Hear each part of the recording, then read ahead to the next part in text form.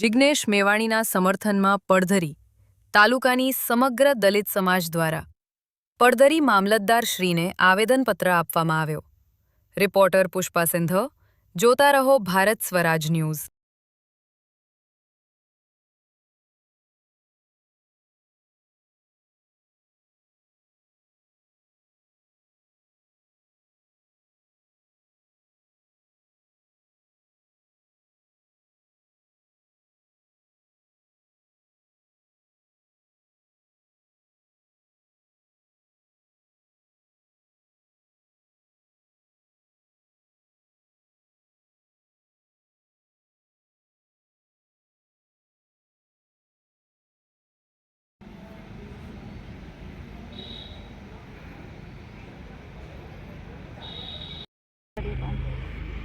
શું નામ તમારું? મારું નામ નાનજીભાઈ પાંચાભાઈ ડાંગર, ગામ વિસામણ, પડધરી તાલુકો, જિલ્લો રાજકોટ।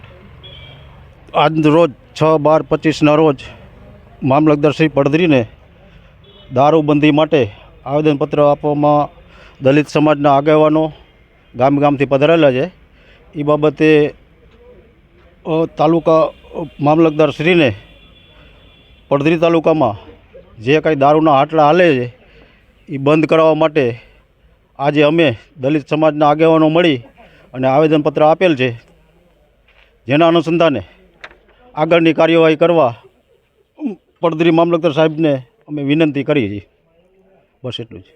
સાહેબ વાઘેલા, મુકામ મેટડા, તાલુકો પડધરી। આજે પડધરી મુકામે મામલતદાર કચેરીએ આપણા એવા ગુજરાતના જાબાદ એવા ધારાસભ્ય જિગ્નેશ મેવાણીના સમર્થનમાં અમે દલિત સમાજ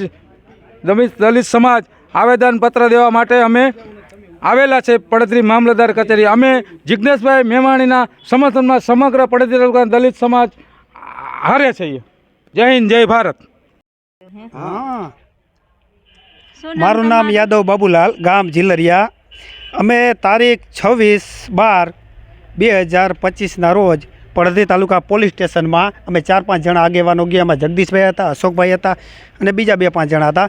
તો પીઆઈ મેડમને અમે એવું કહેલ કે ભાઈ આજે દારૂનું દૂષણ છે તો પડધરી તાલુકામાંથી જેટલું બને તેટલું તમે નાબૂદ કરો। તો પીઆઈ મેડમે એવું કીધું કે ભાઈ તમે અમને ફરિયાદ કરો તો જ અમે એક્શન લઈ, બાકી તો તમારી સમાજના લોકો જ દારૂ ગારે।